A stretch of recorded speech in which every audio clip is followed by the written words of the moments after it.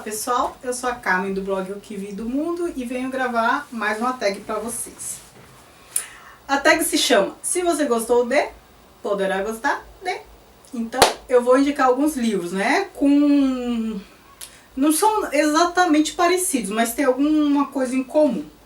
Antes, não sei quem criou a tag, né, eu sempre começo os vídeos sem saber quem criou a tag, mas eu deixo a descrição no box de informação. Essa descrição não, né, essa informação. Eu vou indicar livros, voltando à questão principal, eu vou indicar livros que têm coisas em comum, assim, tem uma personalidade em comum com outra, ou um fio condutor, uma forma narrativa, enfim. Não que o enredo seja... Deixa eu ver, tem casos de enredo também, mas nem em todos os casos o enredo é parecido, sabe? Vocês vão ver, melhor começar antes de ficar enrolando e só me confundindo. Então, vou começar as indicações.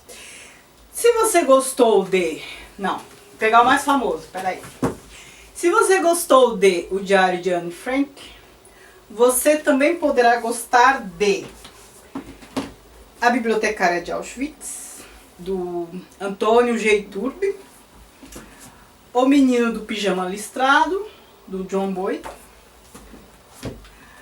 A Estrela Amarela, de Jennifer Roy, é isso. E ainda vou indicar mais outros que eu não tenho aqui porque eu li no celular, que é O Menino da Lista de Schindler, não lembro o nome, Leon Leisson, alguma coisa assim. O que esses livros têm em comum? Eles têm em comum, lógico, né, o que todo mundo já conhece. As pessoas podem até não conhecer a história de todos esses, mas a partir de Anne Frank já dá pra saber, né? Porque é um livro mundialmente conhecido. Então todos eles tratam do nazismo, da perseguição aos judeus, do Holocausto durante a Segunda Guerra Mundial. Todos esses. E não é só isso que essas histórias têm em comum. Todos que eu citei, eles têm em comum a narrativa sob ótica de uma criança. Então são crianças narrando a experiência de guerra, de tortura, de perseguição, né? Deixa eu ver. No caso da Anne Frank é o diário dela, que todo mundo já sabe. E nos outros casos não são diários, mas são depoimentos. Eu acho que desses todos, só o Menino do Pijama Listrado que é ficção. Todos os outros são baseados em fatos reais mesmo, né? Então, próxima indicação. Se você gostou de Madame Bovary, do Flaubert, você também poderá gostar de O Primo Basílio, do Essa de Queiroz, Ana Karenina, ou Ana Karenina, não sei, cada um fala de um jeito, do Tolstói, e um outro que também não está aqui, que eu li recentemente, que é A Mulher de 30 Anos, de Balzac. O que esses livros têm em comum? Também são histórias bem conhecidas, são todos clássicos, são histórias bem conhecidas. O que esses livros têm em comum? A traição feminina, né? Não é uma traição feminina comum, na época... Hoje seria algo comum, nada assim do outro mundo. Mas é a traição feminina no século XIX, né? E isso tem um peso. Isso tem um peso para a época, porque não era comum, não era... Isso era comum antes de sermos uma sociedade burguesa e moralista. A partir do advento da burguesia, essa traição feminina assim não é vista com os mesmos olhos, né? Então tem muita censura aí. E o que eu acho bem engraçado é que nesses 4 casos, nessas 4 indicações, os maridos são bem tontos, né? Parece que o autor sempre pinta o marido tonto. O da Emma Bovary, então, minha Nossa Senhora, é um desespero. Então parece que os autores sempre traçam o perfil de um cara tonto, de um marido sem graça, para justificar, né, a traição da heroína, né? Parece que tem que ter um motivo assim muito forte, né? E todas, deixa eu pensar bem. Isso, todas, nos 4 casos, todas pagaram preço, né? Mas parar por aqui porque eu não vou dar spoiler. Outra indicação. Se você gostou de A Culpa é das Estrelas, do John Green, você também poderá gostar de Extraordinário, de Palácio. O que esses livros têm em comum além das capas, que são bem parecidas, são as mesmas cores, né? Até a mancha central assim é bem parecida. Preto em cima, preto em cima, branco embaixo, fundo azul, né? Até a mancha é parecida, não só as mesmas cores. O que que eles têm em comum? Eles têm a sofrência de adolescentes, né? A gente costuma sofrer muito com personagens doentes e tal. E quando é criança ou adolescente, a nossa comoção ainda é maior, né? Então, nesses dois casos, um caso é aqui no caso, na Culpa das Estrelas, é caso de câncer, né? Entre adolescentes. E aqui em Extraordinário é uma doença não genética, quando a pessoa nasce com a doença, como que é? Inata? Não sei. Então, o menino, o August, ele nasceu com uma deformidade, né, no rosto, gravíssima, né? Fez sérias cirurgias e ele sofria muito bullying na escola, né? Começou a frequentar a escola e passou a sofrer muito bullying. Então, assim, o leitor, entra em contato com a sofrência de criança e adolescente. São duas histórias americanas, então tem umas coisas assim um pouco previsíveis, né? Que eu sempre falo que eu não gosto tanto, mas eu achei interessante, né? São boas experiências literárias. Agora, outra indicação.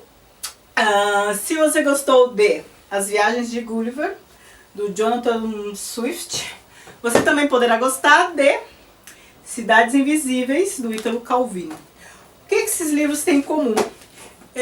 Eles têm em comum a experiência de viagem, viajante que vai para vários países e volta, vai e volta.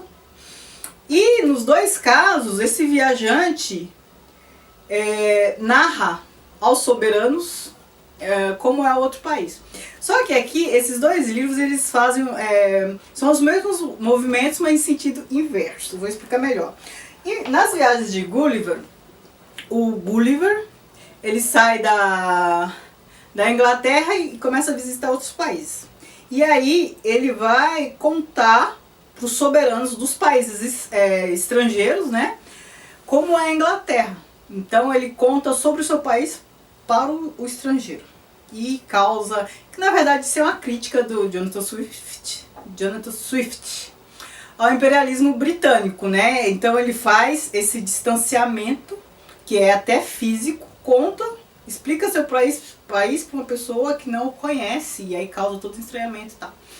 No caso da Cidades Invisíveis, é o Marco Polo, o viajante Marco Polo, que narra suas experiências de viagem para o soberano, que é o Kublai Khan, eu acho. E ele conta, esse livro é fantástico, ele conta as experiências de viagem, as viagens que tem nomes de mulheres, e é fantástico isso, porque isso tem uma razão de ser. Eu não vou contar, eu já fiz resenha desse livro, aliás eu fiz dos dois, só que eu não vou contar, porque não perde a graça do livro, né, essa coisa de nome de mulher e tal.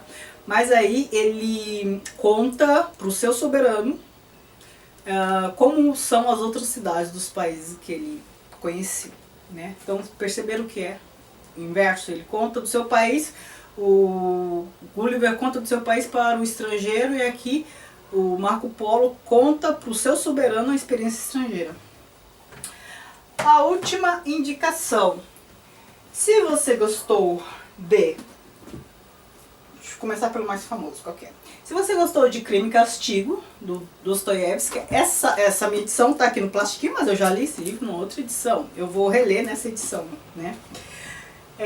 Crime e Castigo do Dostoiévski, você também poderá gostar de O Vermelho e o Negro, do Stendhal. Minha edição está em francês, mas eu já li em francês, já li em português, enfim. Isso aqui eu tive que ler para a faculdade. É um dos livros da minha vida. Aliás, os dois. O que eles têm em comum? As histórias não são parecidas. Não são parecidas. O que é em comum aqui? Os personagens principais. Ou as personagens principais, como queira. O Raskolnikov, do Crime e Castigo,